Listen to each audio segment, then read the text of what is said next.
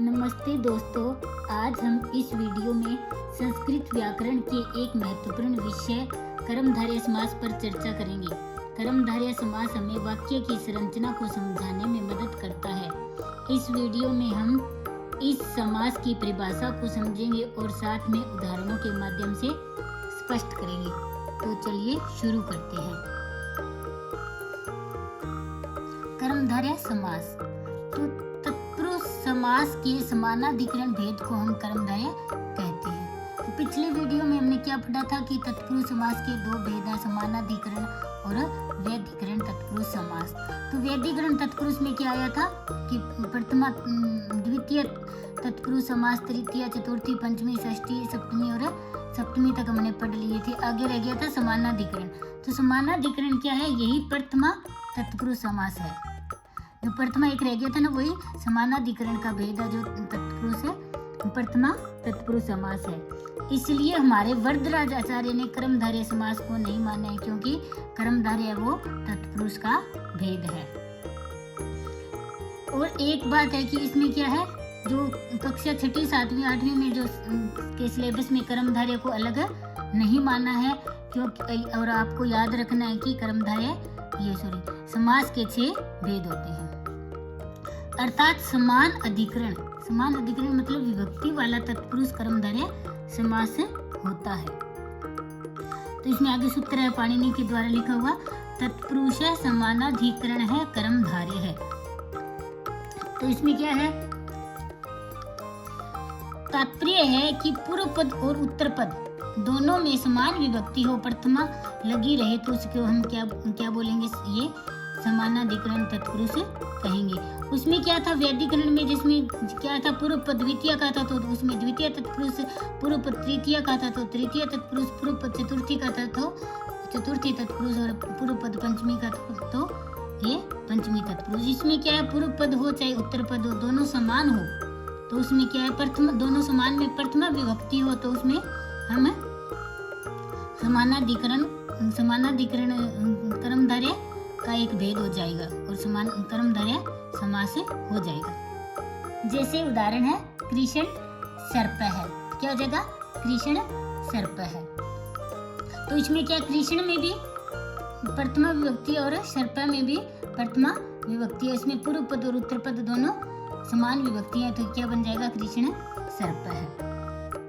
आगे कर्मधारय अथवा समानाधिकरण तत्पुरुष के पूर्व पद विशेषण और उत्तर पद विशेष्य होता है, तो कई दोनों पद विशेष्य होते हैं। इसमें क्या है, विशेषण माने दो, मतलब पहला पद भी विशेषण होगा और दूसरा भी विशेष्य होगा। पहला विशेषण मतलब उसकी जिसकी विशेषता बताई वह पद भी वह प्रथम पद होगा, तो वो कर्मधारय का भेद माना जाएगा।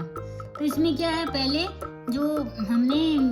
जो समानाधिकरण तत्पुरुष को हम कर्मधारय कहते हैं और व्यधिकरण तत्पुरुष के 6 भेद थे और समानाधिकरण का एक भेद है। अगर आपको पूछ ले पेपर में भी समानाधिकरण तत्पुरुष के कितने भेद है, तो 1 और व्यधिकरण तत्पुरुष के 6 भेद होते हैं।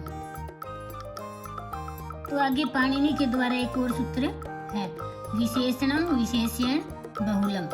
तो विशेषणम का मतलब विशेषण का, विशेषण का मतलब विशेषण के साथ, बहुलम का मतलब बहुत अधिक या ज्यादातर। अर्थात समान विभक्ति वाले विशेषण का विशेष्य के साथ बहुलता से समास होता है, उसे हम विशेष्य विशेषणम बहुलम समास कहते हैं। आगे कर्मधारय समास के भेद। विशेषण पूर्व पद कर्मधारय है। कर्मधारय समास में यदि प्रथम पद विशेषण तथा द्वितीय पद विशेष्य होता है, तो उसे हम विशेषण पूर्व पद कर्मधारय कहते हैं। जैसे हम उसको उदाहरण के माध्यम से समझेंगे, कृष्ण सर्प है, तो क्या हो जाएगा, कृष्ण सर्प है, तो क्या हो जाएगा, काला सांप। आगे काला, इसमें भी प्रथमा और इसमें भी प्रथमा है, तो क्या हो जाएगा, कृष्ण सर्प, प्रथमा ही विभक्ति रहेगी तो इसका अर्थ हो जाएगा काला सांप। आगे हम महान पुरुष है, तो इसमें क्या है, महान में भी क्या है, प्रथमा और पुरुष में भी प्रथमा है, तो क्या हो जाएगा, महापुरुष है, तो क्या बन जाएगा, महापुरुष है। आगे महान चासहु राजा, तो क्या हो जाएगा महाराज है, तो महान है जो राजा जिसकी हम प्रशंसा करते हैं उसको क्या बोलते हैं चासहु, तो महान राजा बन जाएगा। आगे उपमानानि ही सामान्य वचने ही, जब उपमान वाचक शब्द का सामान्य वचन शब्द के साथ समास होता है तो उसे हम उपमान पूर्व पद कर्मधारय कहते हैं। जैसे उदाहरण है घन इव श्याम है, तो क्या हो जाएगा घन श्याम है, काला है जो श्याम, जिसकी विशेषता बताई तो उसको हम जो उपमान है और उपमेय है वाच्य शब्द है उसको हम ये कर्मधारय समास में हो जाएगा। आगे अगला समास है द्विगु समास। तो ये एक द्विगु समास का सूत्र है जो है संख्या पूर्व है द्विगु, तो इसके सूत्र में ही इसकी व्याख्या है संख्या पूर्व द्विगु, जिस समास में संख्या पूर्व में हो तो उसको हम द्विगु समास कहेंगे। तो इसमें क्या है, इसमें सूत्र में भी ये समास में भी देख लो द्विगु, तो द्वि क्या है, इसमें संख्या है, द्वि मतलब दो, तो ये क्या हो जाएगा द्विगु समास। ऐसा कर्मधारय समास जिसका पूर्व पद संख्यावाची होता है वहां हम द्विगु समास कहते हैं। यह समास कर्मधारय का उपभेद है। यह कर्मधारय का उपभेद द्विगु और वो कर्मधारय वो तत्पुरुष का भेद है। जैसे उदाहरण है पंचानाम पात्राणाम समाहार, तो क्या हो जाएगा पंच पात्रम, तो क्या पंच क्या है संख्यावाची है, तो ये क्या हो जाएगा इसमें द्विगु समास हो जाएगा। आगे त्रयाणानाम भुवनानाम समाहार है, तो क्या हो जाएगा त्रिभुवनम। पंचानाम गवानाम समाहार है, तो क्या हो जाएगा पंचगवम।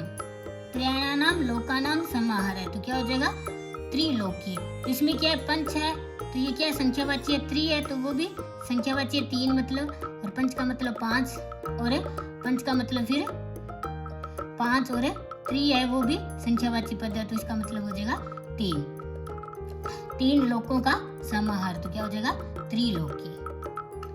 धन्यवाद दोस्तों, इस वीडियो को देखने के लिए। मुझे आशा है कि आपको कर्मधारय और द्विगु समास के बारे में जानकारी प्राप्त हुई होगी। आपने इससे कुछ नया सीखा होगा। अगर आपके पास कोई सवाल व अन्य प्रश्न है तो कृपया करके कमेंट बॉक्स में बताएं। धन्यवाद, फिर से मिलते हैं अगले वीडियो में।